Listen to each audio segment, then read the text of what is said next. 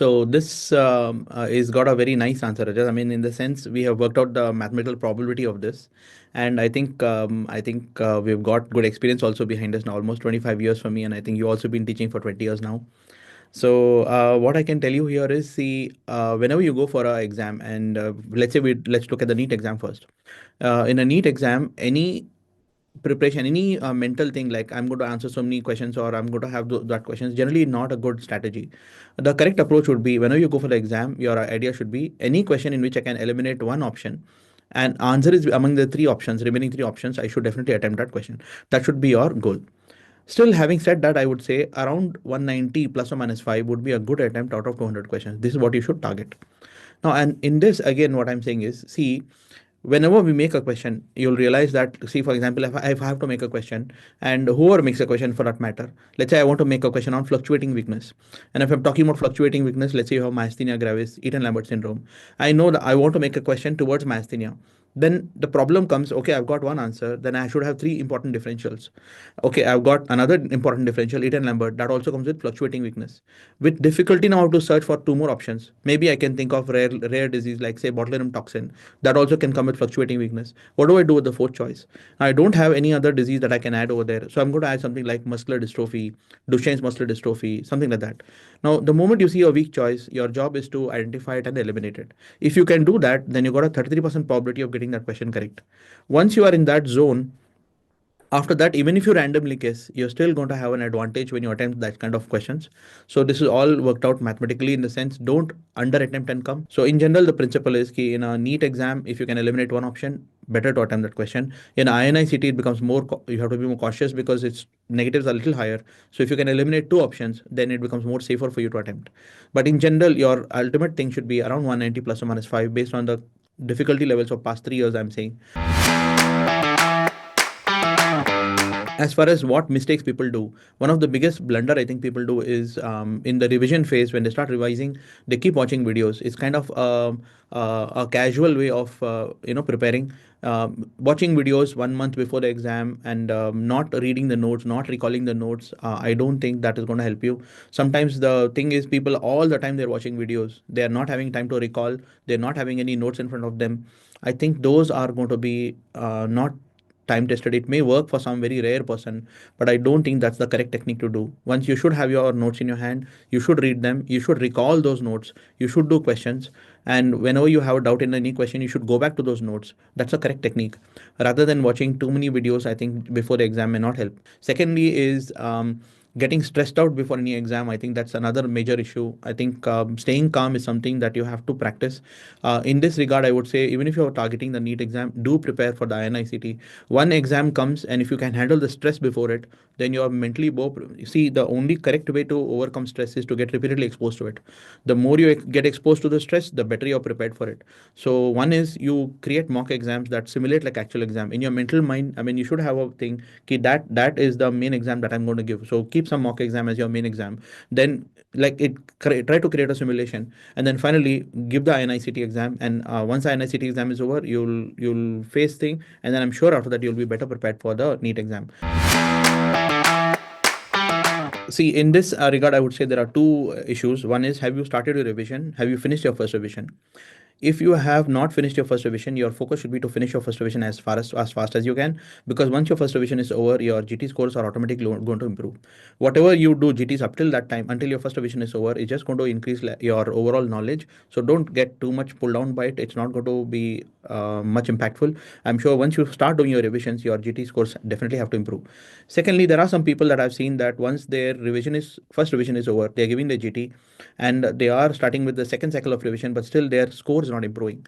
Now, this is a very common problem I've seen nowadays. People are saying, sir, I'm doing everything right, but I still find that my GT scores are not improving. Now, whenever you're doing that kind of a thing, I would say there are two things that you can do in this. One is, whatever questions you are attempting, when you find that you made a mistake in any question, In that particular question, find out what you have selected, what is the answer you have selected. Generally, the choice you're getting attracted to, the reason why you're getting attracted to that choice is because you have insufficient knowledge about it. So in the differentials between two choices, most of the game in our entrance exams is about differentials. So the more control you have on the differentials, the better you are equipped you are in answering these kind of questions. So whenever you are getting attracted to a choice, find out what choice you are getting attracted to and know about it. Sometimes QBank highlights, or a question bank generally highlights more about the correct answer. Do spend some time, although they will give it. Sometimes we don't read it. You have to read about the incorrect option also. The choice that you're getting attracted to, read about it. It will help you to prevent. It will help you to avoid that choice next time. That's one. Second important thing, the one of the method that really works is every GT that you give, find out five subjects that you're losing marks in. If you start creating a 2 hour window period just for those five subjects, that special preparation you should do only for those five subjects. The rest of your revision continues, but 2 hours you have to create just to prepare for those five subjects that you're losing. The next GT will come again, you will find five subjects that you're losing marks in, again you work on that. So it's a cycle, it's a constantly you have to keep at it, and you have to keep finding your weaknesses and keep working on it. And that's the only correct method to keep improving. So give a GT, find five subjects you're making mistakes in, work on those five subjects in a special 2 hour every day, create a 2 hour slot for that particular five subjects.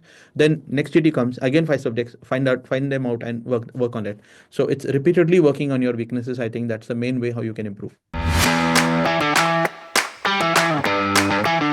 Yes, absolutely. I believe it's very much possible. Now, again, it depends on two situations. Are you an intern in a very busy department, or are you completely free and you can totally dedicate 10 hours every day? If you can put in 10 hours every day, I think you're in the game. You're very much in the play.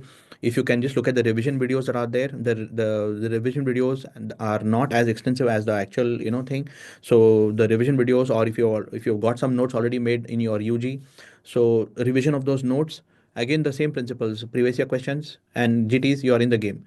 But there are some people who are doing internship, and they might be having busy, hectic internships in certain colleges in Delhi, in Bangalore Medical College. The internship is hectic.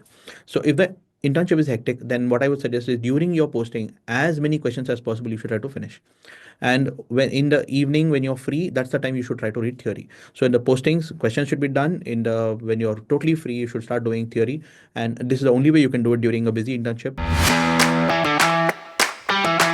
So I think 20th notebook, I have come across many methods nowadays. Students are really very smart. Interesting new aspects that I'm seeing nowadays is people are making WhatsApp groups and clicking all important parts of the notes and putting it and sending it as a WhatsApp group. And every topic that they think are like that they at the end of the day, in the night just before going to sleep, just one rapid revision of the subject that they're revising currently, or looking at all the 20th book, whatever they have added, that thing, that's one method. The other method is if you can highlight it in your notes and put sticky notes, that's another method. And highlight should be basically focused on previous year topics. The third is to actually make a 20th book and write all the volatile stuff in it separately. So the three aspects to it. The very intensely hardworking people who have sufficient time and they're already in the revision phase now, I think if they can make the 20th book, don't I mean, always you'll have a feeling ki instead of making the notes, I can read more. Shouldn't it be a better usage of my time to read than to make notes? I think you'll be always finding it very, very beneficial if you have a separate book in which you can go back to, and you'll find it very useful, particularly the last 20 days, when you're revising. If you have everything assembled at one point, it's going to be a big boon for you.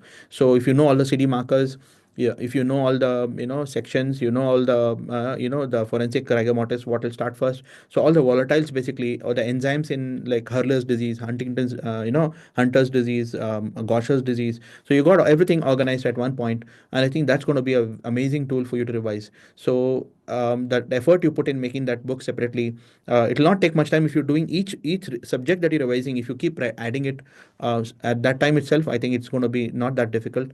Yes, if you sit down to make a separate 20th book, it's going to be troublesome. But I think as you're revising, then and there, if you add the points, I think that should not be a difficult task.